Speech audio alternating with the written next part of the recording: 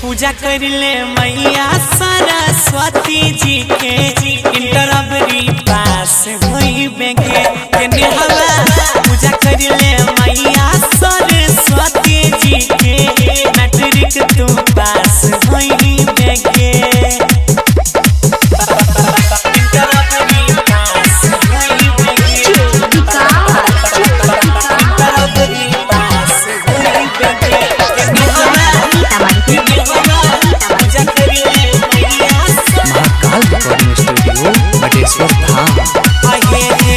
सभे के ऊपर मैया राखै छै धियान गे, दया बरसैतौ तोर देतौ वरदान गे।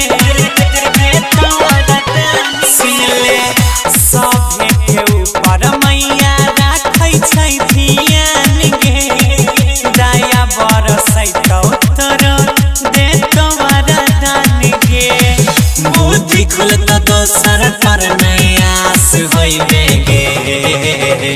पूजा कर ले मैया बिना पानी के गे इंटरवरी पास होई बेगे। कोमली पूजा कर ले मैया सरस्वती जी के मैट्रिक तू पास होई बेगे।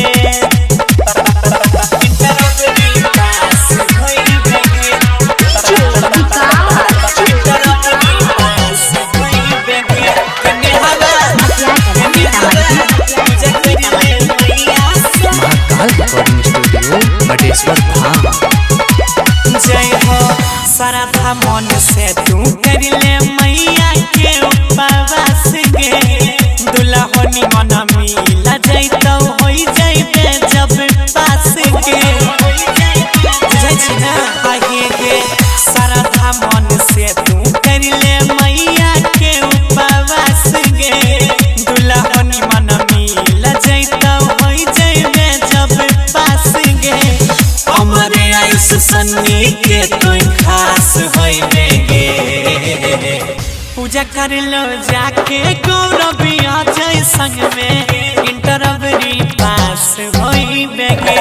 रानी पूजा कर ले जाके सरस्वती जी के मैट्रिक तू पास होई बेगे। सरस्वती माँ सब यहाँ बाटे छै।